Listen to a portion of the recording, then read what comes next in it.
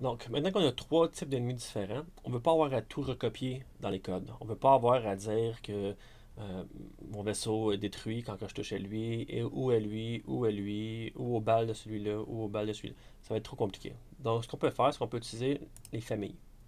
Donc, on peut créer une nouvelle famille, puis on va mettre dedans tous les ennemis. Et on devrait probablement mettre les balles des ennemis aussi. Euh, en fait, on va garder ça comme ça pour l'instant, seulement les ennemis.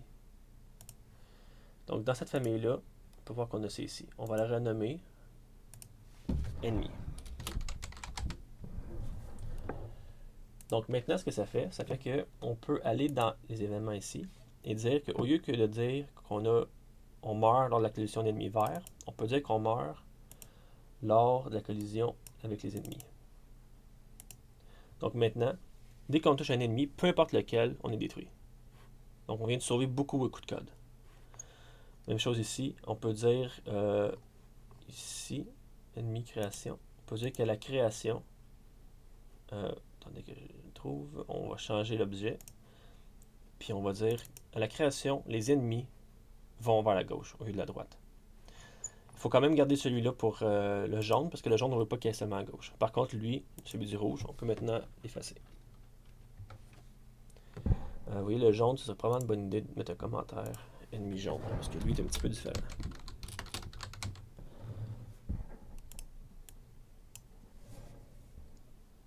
Donc ici, maintenant, on a ennemi, astéroïde et balle rouge.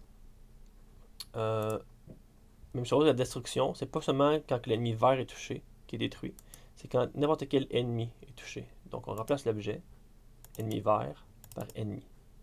Même chose ici, remplacer l'objet par ennemi. Donc maintenant, je crois qu'on est correct. En fait, non, ici on veut aussi que tous les ennemis attaquent à des balles rouges. Mais par contre, ici on veut pas que le jaune le fasse. Donc vous voyez ici, c'est une occasion où dans ce cas-là, il faudrait qu'on copie, en fait, euh, qu'on copie ça ici. Coller.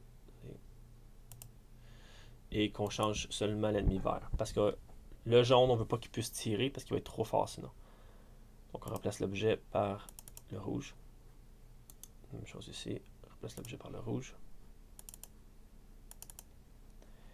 Et maintenant, on a quelque chose de fonctionnel. On avait dit que le jaune était un petit peu trop rapide par contre, donc on va peut-être changer sa vitesse ici. On peut mettre sa vitesse à peut-être 100. Et maintenant, on a quelque chose qui devrait fonctionner dans tous les cas.